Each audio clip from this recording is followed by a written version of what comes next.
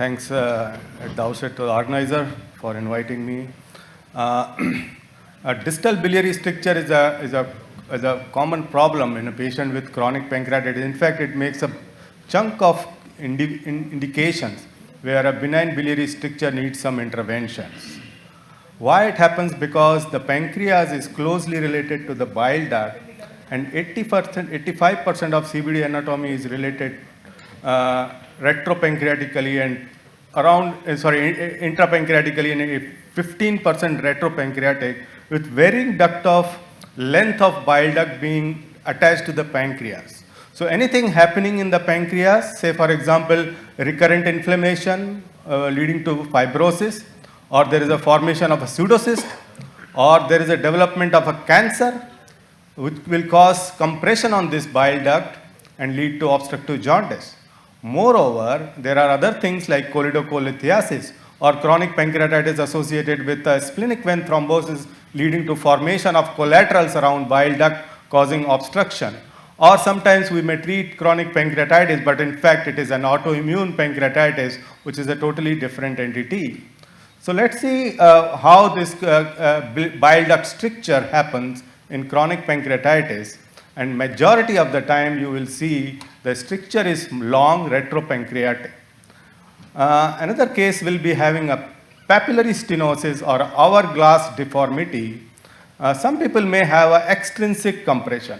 So this classification is important because we find majority of the cases as type 1.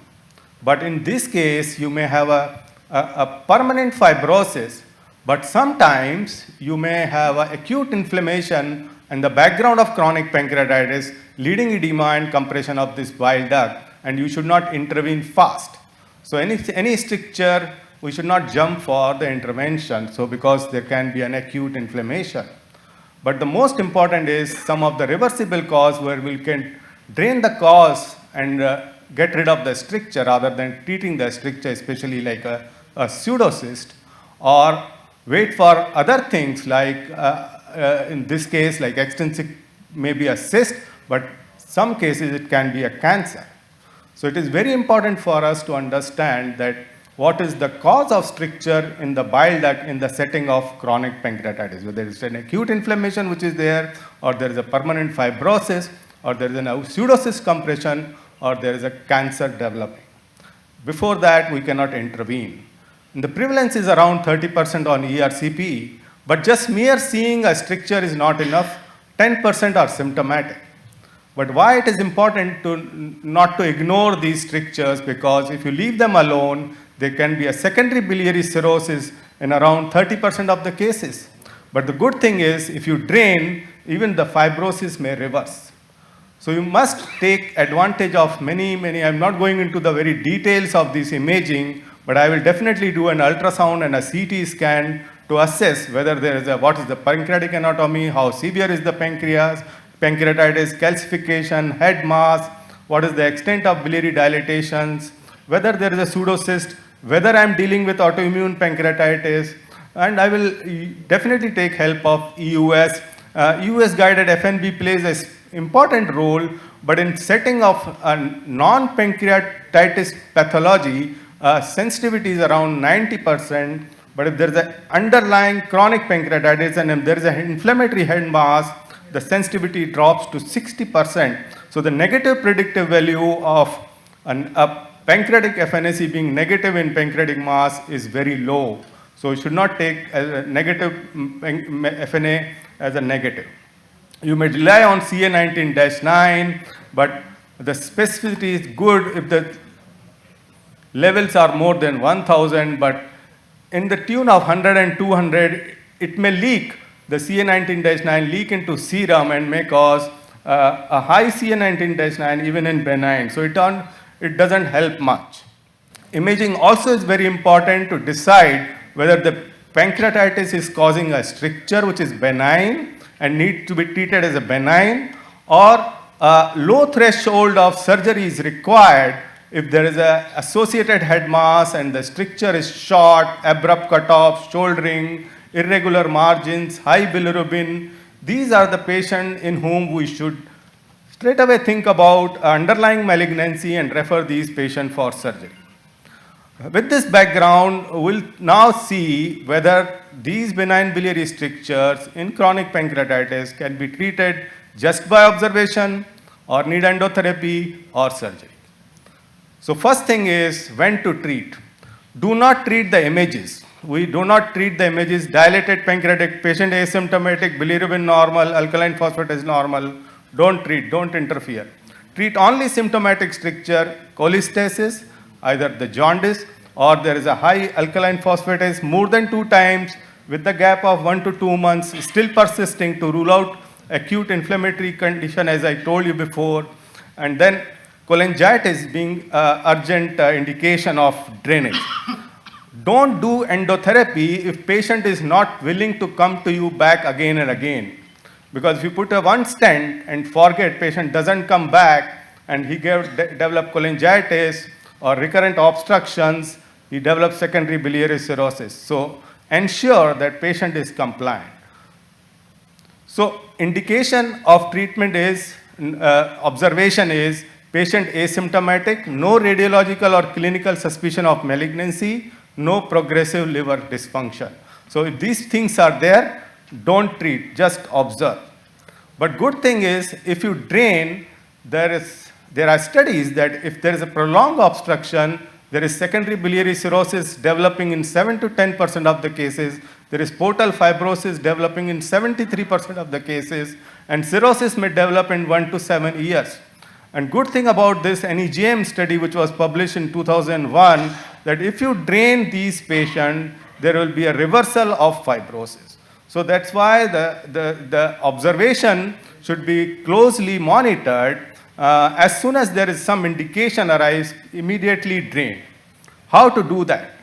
You can do either by surgery or endotherapy. Now, endoscopic treatment basically revolves on putting stents. You can put a one stent, you can put multiple plastic stents, or you put a metal stent. So what are the results of single stent? The single stent placement, it is almost now should be abandoned. The long-term results are varying between 10 to 20%, and the majority of them will need surgery. So one stent is out. What about the multiple plastic stent? Because in benign biliary stricture, the aim is not only to allow the drainage to happen, but also the remodeling of stricture. So if you put multiple plastic stent, it keeps the stricture dilated for a long time, and sequential dilatation leads to remodeling of stricture. So by end of 1 year, you have a situation where you get rid of the stents completely, and the long-term success rate comes back to around 70%. So the multiple plastic stent is much better to have than a single plastic stent. What about a single metal stent? A single metal stent can accommodate around 7-10 French stent, and that's why it becomes a very, very obvious choice to put a metal stent. Initially, people started using uncovered stent, then a partially covered stent. Uncovered stents are not a good thing to be placed in benign strictures because it leads to hyperplastic ingrowth and permanent embedment of this metal stent into the bile duct, and then stent become a problem rather than the disease. So never put an uncovered stent, and a removal metal stent is the best way to treat these patients, because there are many studies, including major studies involved from our institute, showing that in chronic pancreatitis, the stricture resolution rate is around 80%. And if you treat these patients for a long time also, this is study from, when the study from the gastroenterology, which was followed for 5 years, we showed that the patient were 60% patients were still off the stent. And those patients who initially responded, 70% of the patient remained asymptomatic with a only indwell of 12 months of metal stent followed for 5 years. 77% had resolution. Then we went ahead and did a randomized control trial showing which is better, whether to put a multiple plastic stent or a fully covered stent. The stent was placed for 12 months, the stent were removed, and patients were followed up. In metal stent, one stent was placed, and fully covered in the multiple plastic arm, the stents were exchanged every 3 months for 1 year. The end results were equal, 77% versus 75%, but the number of ERCP required in metal stents arm was much less. That means patient need to come back to hospital much less time as compared to the patient whom we placed multiple plastic stent. So obviously the choice becomes a fully covered stent which is equally efficacious in the tune of around 75% with much less visits to the hospital. Biodegradable stents are also coming up, but the data is very less. Benign biliary strictures, this is one of the stents we used. I think the video is not working, but this is the stent which can be balloon dilated inside a stricture and can be left alone and can stay there for around 3 months. This provides temporary luminal support. They gradually degrade and avoid repeat ERCP. But the systemic reviews have shown that the response rate is around 72% at 6 months, but the recurrence rate is around 26% at 2 years. The limitations are there is a variable degradation rates, long-term data is missing, the cost is very high. So in nutshell, endoscopic treatment is a preferred initial approach in most patients, includes ERCP with biliary stent, either by plastic stent or fully covered stent. Goal is not only to relieve obstruction, but allow fibrosis to remodel. What about surgery? Surgery is definitely indicated when the suspicion of malignancy is high, as I have enumerated the mass or high jaundice. One must not take chance to do endotherapy. Failed endoscopic therapy automatically becomes a choice for surgery. Coexisting pain is a very important part, because if the pain is there and there's a biliary stricture, it needs not only a patient with a, especially head mass, a head coring, but also so it serves two purposes.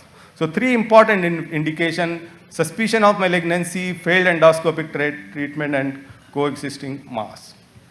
Biliary stricture in chronic pancreatitis, all patients may not be fit for surgery. That's why endotherapy becomes an important option, especially malnutrition, chronic liver disease, splenic vein thrombosis, and comorbidities.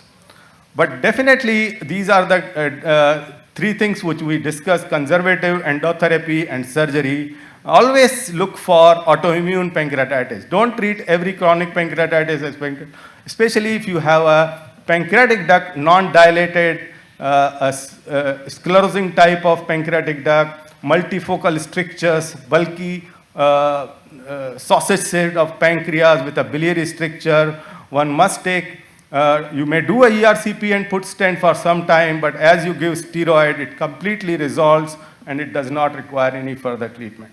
So in the end, I will summarize my talk and say that benign biliary stricture is definitely a problem in chronic pancreatitis because of irreversible fibrosis. Surgical drainage is the definitive therapy for chronic pancreatitis related strictures. Our long-term success rates are good, but morbidity is substantial. First line therapy for chronic pancreatitis related BBS is endoscopic treatment. Either you can use multiple plastic or fully covered metal stent. Choices depend on the local expertise and patient's preference. The fully covered stents are non-inferior to multiple plastic stents, but there should be an endpoint for endoscopic treatment. Don't drag too much. Keep an endpoint of 12 months. If stricture resolves, okay. Otherwise, send these patients for surgery. Otherwise, patient may develop secondary biliary cirrhosis. Thank you very much for your patience.